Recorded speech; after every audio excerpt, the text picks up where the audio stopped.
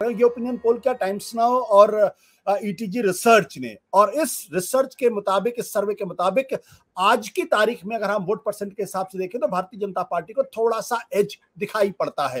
अब हम आपको बताने जा रहे हैं कि दरअसल इस सर्वे ने कितनी सीटें बीजेपी को दी हैं और कितनी सीटें कांग्रेस पार्टी को मिलती हुई दिखाई पड़ रही।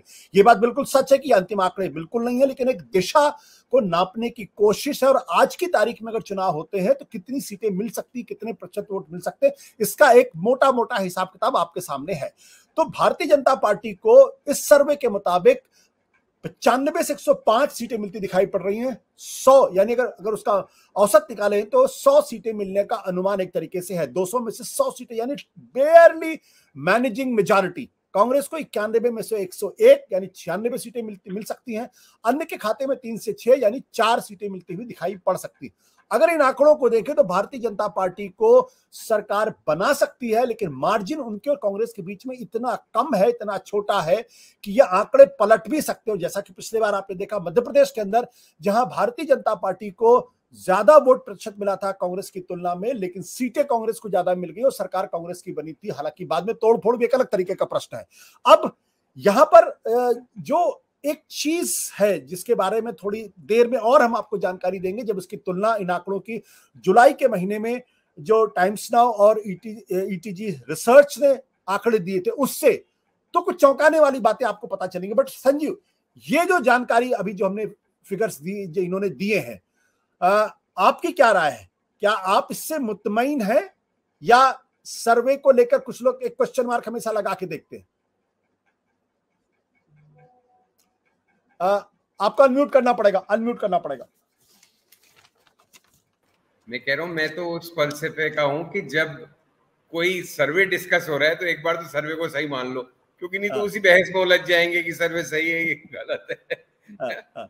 तो उसी को बात को सही मानते हुए आगे बढ़ते हैं कि ये सर्वे सही है। और इतना जबरदस्त पैनल है आपका। आशुतोष विजय विद्रोही, पुराने राजस्थान के दिग्गज और इस समय वापस जयपुर में रहे विजय त्रिवेदी, कब के महारथी हमारे साथ काम किए हुए अनिल शर्मा, बिल्कुल जाने माने, ये सब लोग, मतलब बहुत अच्छा पैनल आपने राजस्थान के संदर्भ में बनाया है। तो उसमें मैं भी, जैसे विजय विद्रोही ने कहा ना, मैं बाकी लोगों की बातें ज्यादा सुनने में दिलचस्पी हूँ। बट आपके सवाल का अगर जवाब दूं आशुतोष, तो 91 से 100 सीट अगर ये 101 सीट अगर ये सर्वे दे रहा है कांग्रेस को, तो एक तो आपको ये बात स्वीकार करनी पड़ेगी कि कितनी अभूतपूर्व सफलता मिल रही है कांग्रेस को। क्योंकि 101 सीट तो ये वैसे नहीं लाते जब 5 साल बाद लौट के आते हैं, तो उससे भी बेहतर प्रदर्शन, भाई हर 5 साल में सरकारें बदलती हैं, राजस्थान में पिछले 30 साल से ये हो रहा है। अब अगर 101 सीट कांग्रेस लेके आती है तो 101 सीट तो ये जब सरकार बदली 2018 में तब नहीं लाए थे। सो इतना जबरदस्त इम्पैक्ट अशोक गहलोत की पॉपुलिस्ट मेजर्स, जो, क्योंकि मेरा मानना है सोशल वेलफेयर स्कीम्स के हिसाब से राजस्थान की अशोक गहलोत सरकार इस समय देश में नंबर 1 है।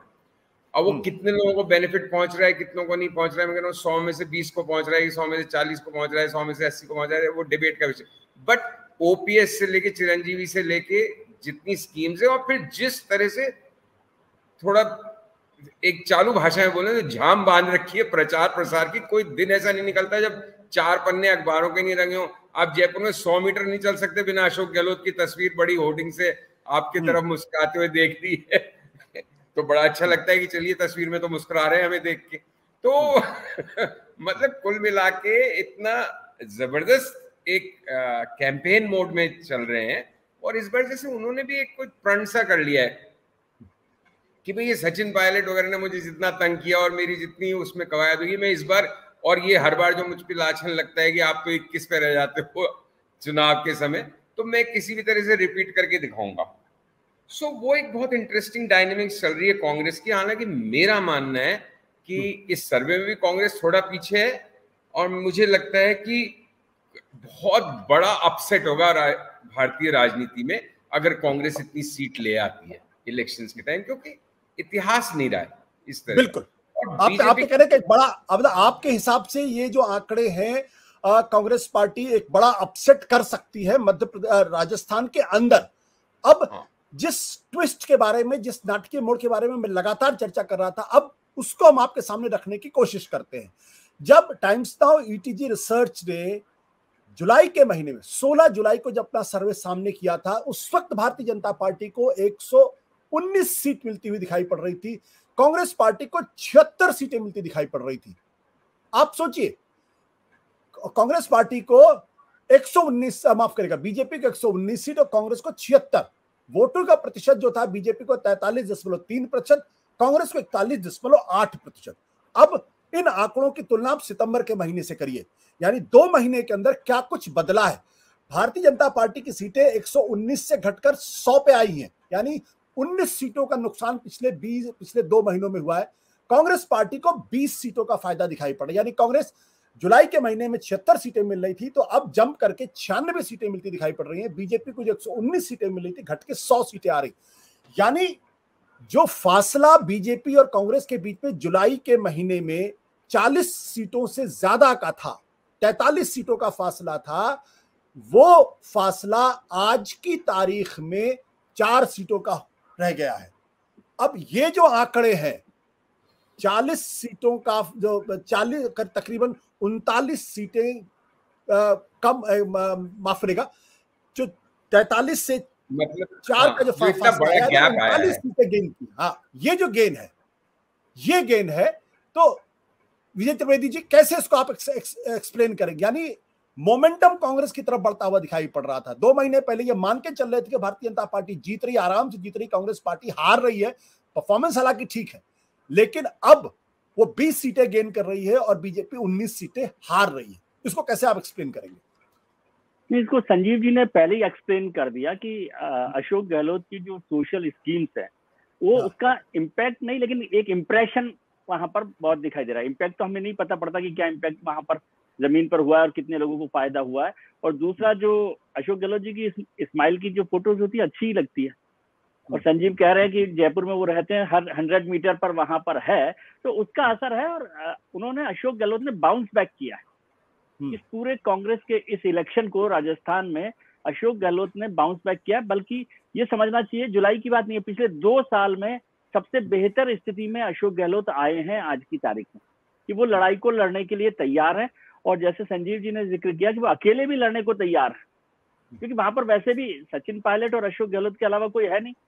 अभी मधुसूदन मिस्त्री जी वहां पर आए हैं, वो सारा कर रहे हैं। तो एक तो ये कांग्रेस का बाउंस बैक है, लेकिन मैं इसको कह रहा हूँ कि बीजेपी का क्या हुआ कि बीजेपी की स्थिति कांग्रेस की वजह से ही इतनी आपको 119 दिखाई दे रही थी, कि कांग्रेस उस समय बहुत खराब लग रही थी, तो ज्यादातर लोगों को लगा कि बीजेपी वहां पर आएगी।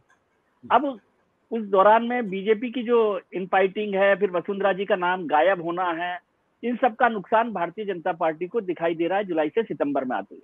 लेकिन मैं इससे एक बात जोड़ना चाहता हूँ, यदि ये सर्वे, ओपिनियन पोल अक्टूबर में फिर हो तो शायद स्थिति भारतीय जनता पार्टी के लिए कुछ और बेहतर हो सकती है, ठीक है। लेकिन अशोक गहलोत ने जो बाउंस बैक किया है, जो पूरी स्कीम्स का किया है, कैंपेन का किया है, उसका असर यहाँ पर दिखाई दे रहा है। ये सिर्फ अशोक गहलोत को क्रेडिट जाता है मेरे हिसाब से, कांग्रेस के बजाय। और बीजेपी जो पहले 119 आ गई थी, वो इसीलिए थी कि लग रहा था कि कांग्रेस तो है ही नहीं कहीं लड़ाई में। बिल्कुल। अनिल शर्मा जी, हालांकि विजय जी ने कहा कि अगर अक्टूबर के महीने में ओपिनियन पोल हो तो शायद बीजेपी की स्थिति थोड़ी बेहतर हो सकती है। अब वो तो भविष्य की बात है, जब वो सर्वे आएगा तो उसके बारे में चर्चा करेंगे। लेकिन चुनाव के बारे में कहा जाता है, एक बार अगर कोई पार्टी मोमेंटम गेन कर लेती है और अपस्विंग अगर उसको दिखाई पड़ता है तो उसको नीचे जाना उसके लिए मुश्किल होता है, क्योंकि लास्ट मिनट वो गेन करती हुई दिखाई पड़ रही है। इसमें जो अशोक गहलोत ने पिछले दिनों जो तमाम लाभार्थी योजनाएं की, मोबाइल के वितरण की बात की, महंगाई शिविर आयोजन करने की कोशिश की, चिरंजीवी हेल्थ स्कीम की बात की, मुफ्त बिजली की बात की है, इनका असर है? या जो पिछले दिनों सचिन पायलट और अशोक गहलोत के बीच में जो संधि कराने की कोशिश मल्लिकार्जुन खड़गे ने की, उसका असर है? क्योंकि पहले इमेज ये थी कि दोनों आपस में लड़ रहे हैं और कांग्रेस अगर आपस में लड़ रही तो बर्बाद हो जाएगी। किसको आप ज्यादा तरजीह देना चाहते हैं, अशोक गहलोत की स्कीम्स का या दोनों की दोस्ती का? आशुतोष जी, ईमानदारी की बात है, इसमें जो संजीव जी ने कहा मैं पूरा एग्री करता हूं। उनकी स्कीम जो सोशल सिक्योरिटी स्कीम्स है, आप देखिए राइट टू हेल्थ कहाँ है, या राइट टू मिनिमम वेजेस कहाँ है? राजस्थान के अलावा मुझे कोई भी स्टेट बताइए जहां पर सोशल सिक्योरिटी स्कीम्स हो। चिरंजीवी हेल्थ योजना पार्ट है राइट टू हेल्थ का, कहां पर है? आप मुझे बताइए। स्मार्टफोन्स दिए, उससे मेरा मानना यह है कि जितने भी लोअर मिडिल क्लास है बड़े खुश हैं, उससे बड़े खुश हो रहे हैं। इंप्लीमेंटेशन क्या हो रहा है, नहीं हो रहा, मुझे नहीं पता। ये मैं जानता हूं कि अशोक गहलोत सिंगल हैंडेडली, मैं बोलूंगा सिंगल हैंडेडली, जो विजय जी ने कहा, बिल्कुल सिंगल हैंडेडली परसेप्शन चेंज करने में कामयाब हुए और एक नैरेटिव सेट करने में कामयाब हुए। उस नैरेटिव का जो तोड़ है सर, वो मैं बार बार चीज को रिपीट करता हूं, आई मे साउंड रिपीटेटिव, बट उसका तोड़ बीजेपी नहीं ढूंढ पाई। अगर बीजेपी को उस नैरेटिव को तोड़ना है, क्या बीजेपी उससे लंबी लाइन खींच सकती है, या बीजेपी सनातन की बात करके क्या इतने वोट ला सकती है जो अशोक गहलोत की सोशल सिक्योरिटी स्कीम से मैच कर पाए? मेरा ये सबसे बड़ा क्वेश्चन है। और ये टेस्ट हमारे लिए भी नहीं है, ये टेस्ट अशोक गहलोत के लिए भी है कि ये इतनी सारी स्कीम्स लाके, जो सोशल वेलफेयर की या सोशल सिक्योरिटी जिनको आप बोलते हो, लाके क्या आप अपने आप को चुनाव में जीता सकते हो?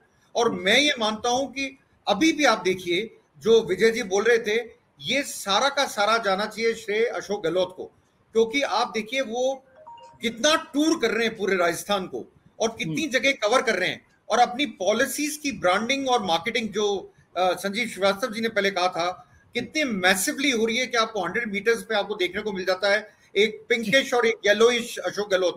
Pink is for optimism and yellow is for happiness. अगर आप साइकोलॉजी में पढ़ें तो दो कलर्स को मिला के उन्होंने अपना कैनवेसिंग कर रहे हैं, कैंपेनिंग कर रहे हैं। आप देखिए, मतलब अकेला बंदा, मैं तो कल से ये बोल रहा हूं, अकेला बंदा दोनों कंधों पे कांग्रेस को ढोके और चल रहा है। और कांग्रेस की आप जो करें मोमेंटम, उसने वो मोमेंटम दिया उसकी स्कीम्स के बदौलत। हाँ, कुछ अंतर सचिन पायलट से पड़ा है, इस चीज को मैं ना नहीं करूंगा। सत्य हिंदी का ऐप डाउनलोड करें गूगल प्ले स्टोर पर।